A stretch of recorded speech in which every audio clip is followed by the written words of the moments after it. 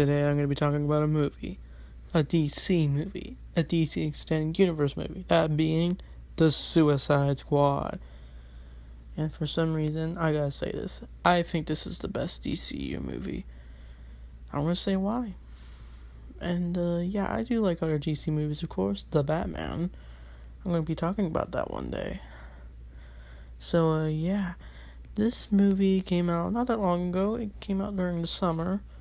I didn't see it in theaters because it was like rated R, and I saw it on demand, and I was allowed to, and yeah, I first thought this movie was good.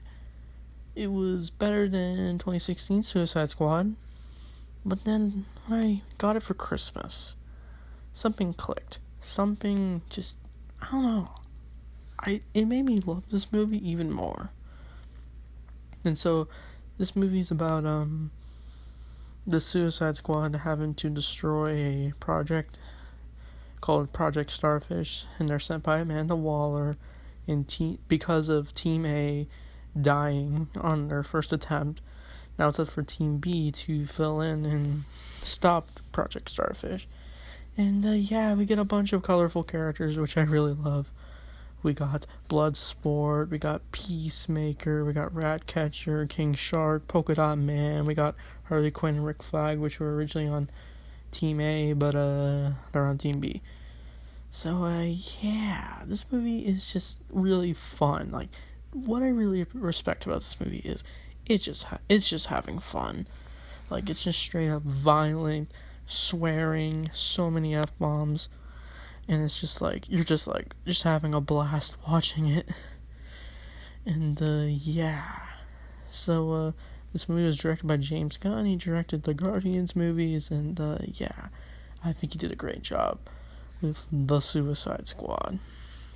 Like, everything just works for this movie for me. Like, it's just really fun. Like, the opening. We're introduced to these random DC characters. Dude, then be killed off. Because Team A just straight up dies. We got Pete Davidson, who plays Blackguard in this movie. He gets shot in the face, and then you actually see what happened.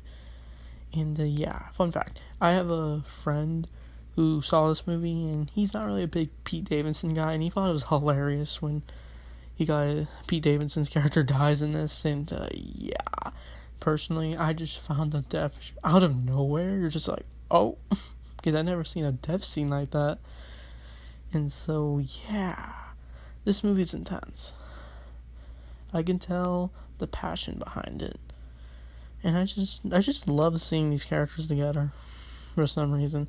I like this cast better than the 2016 one. Now, I don't hate the 2016 one. I think I've said this before. I probably have. But I'm not really too big into the 2016 one, because I rewatched it a while ago, and I thought it was okay. It was too dark. I don't know. But this one, it's fun. It has great music. Like, the soundtrack just gets stuck in your head. And this movie uses humor well. Like, there's this one scene while Team B of Suicide Squad is like camping out after finding the battlefield all teared up apart. They're just relaxing and stuff, taking a nap, and while King Shark tries to eat Ratcatcher, Bloodsport just stops him, prevents him, and then Ratcatcher pulls out her weapon thing that unleashes the rats, and then like Peacemaker's in his underwear. John Cena, by the way, you're amazing as Peacemaker. I want to watch your show, but I don't have HBO Max. And so yeah. And then like Bloodsport is just like, why are you in your underwear? And then like Peacemaker's just like, now that's just racist. He first makes fun of Bloodsport for being afraid of rats, and his comeback is, now that's just racist. I don't know why, but I just find that line hilarious. Like, it's gold of humor.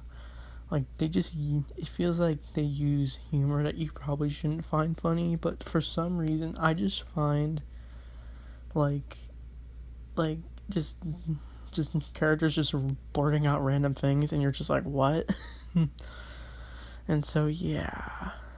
I want to talk about Harley Quinn. So, yeah, Harley Quinn, yeah, she's very entertaining in this. I love Margot Robbie in this. I haven't really seen her in other things other than this DCU. I wasn't too big into the Birds of Prey movie, but this movie I just felt she was really entertaining. And she doesn't really spend the time with the team that much. She hangs out with this prince guy, but she ends up shooting him in his death, and like, oh, it's graphic. And she kills them all because she doesn't want to be fooled because her past boyfriend issues because of the Joker. Obviously, we didn't see Jared's little Joker like the last time in the first Suicide Squad. Why didn't we? I don't know. We just didn't. And so yeah. And there's a wacky scene where she straight up murders a bunch of guards after she's tortured by them just to get answers, and she literally just chokes a man to death, and it's just like, ugh. And she uses her feet to like unlock her chains, and then she literally just grabs the spear thing from this one guy in the blue in this picture I'm showing, and she just runs around, just straight up starts killing people. And then she acts all innocent after the Suicide Squad rescues her, and Rick Flag is just like, I like the part where he's just like, hey, we had a good plan. And yeah. And she's just like, well, I can go back in and you guys can do it. And then it's just like, yeah. I don't know why, but everyone is just charming in this movie. Like, for some reason, yeah. I always, and let's talk about Bloodsport. He always, for some reason, he felt like I couldn't help but think about Deadshot, because they're both similar, because they're both like bounty hunters or whatever, people with like, they're very strong with guns or whatever. And like Bloodsport, he's in prison for shooting Superman. And yeah, I felt more interested in Bloodsport than Deadshot. I didn't hate Deadshot I thought he was one of the best parts of the original Suicide Squad. But yeah, I don't know. Bloodsport was pretty funny. I like Adric Elba. I'm sorry if I said your name wrong. Yeah, he was fun. And yeah, one part I didn't really like was Captain Boomerang's death. I don't know why, but I always liked Captain Boomerang. I love him in the DC animated movie universe. And in this, he just straight up gets killed by a helicopter, and you're just like, no. And it's, yeah. And then, like, it's just, I'm sorry, I keep rambling. I just think this movie's really entertaining. And I want to talk about Ratcatcher 2. I don't know why, but I found the actress of her pretty. Like, it's like a celebrity crush, basically. And I don't know why, but I really felt for her story. Like, she's not really a villain. She's kind of just a tragic character, because she had a father she looked up to, but after he died, she decided to maybe become a hero, but she became a villain, and that's why she's in prison for it. And she's just tired. Maybe she needs help. I don't know. I feel like one of the other best parts was King Shark, played by Sylvester Stallone.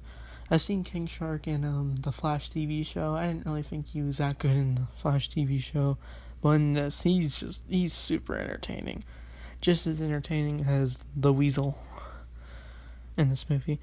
And yeah, Peacemaker. I love John Cena. I mean, John Cena, he's probably willing to do anything. He was in the Fred movies.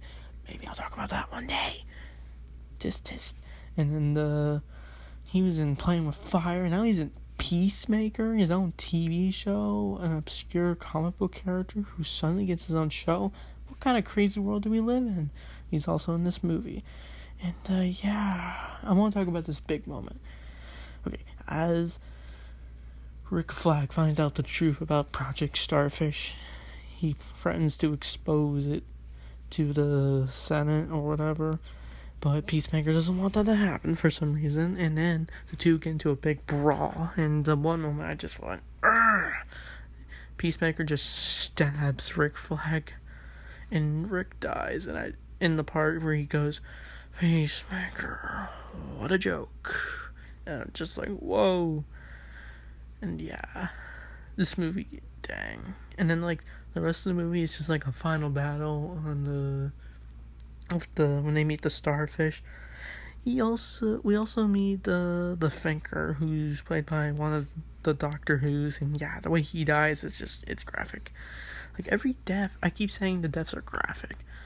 It just feels And also Polka Dot Man. I love David Desselman. I thought he was cool in the Ant-Man movies, but this movie, I really fell for his character. And it's too bad he gets squashed by the starfish. I just love the part where Ratcatcher pulls out her amulet or whatever, and then all the rats come, and Bloodsport's just like, oh no, and then all the rats just come climbing over the starfish. And also Polka Dot Man pictures the starfish as his mom. Yeah, it was a weird subplot, but yeah, that's the plot for some reason. And then like, yeah, Harley Quinn then shoves a giant stick into the fish, and then this fish dies. And then they kind of killed all the people who got affected by the starfish. And Bloodsport started killing the random civilians. I'm just like, what? And I love the part where Amanda Waller demands them not to go on the rest of the mission to take down the starfish, and they ignore her and are just happily ready to take it down. And they knew their mistakes, like earlier in the movie where Peacemaker and Bloodsport just start killing random soldiers. And yeah, it just shows very odd to happy people or heroes in some way. A little confusing, but yeah. So yeah, that's the Suicide Squad. A very intense, fun movie. It feels different from other DCU movies. Some people were confused if it even was part of the DCU. It is because we see Margot Robbie, Harley Quinn, and the guy who played Rick Flag. And the same Amanda Waller, who's also good in this movie. So what would we get to Suicide Squad? Honestly, a 9 out of 10. I had some nitpicks, but I just think this movie is really great. So tell me, what do you think of the Suicide Squad? Do you want me to review other DCU movies like Batman v Superman or Man of Steel? I don't know. I know that people love talking about the DCU, or you don't. I don't know. And I'm going to review the Snyder Cut soon. So thanks for watching, and I'll see you guys next time.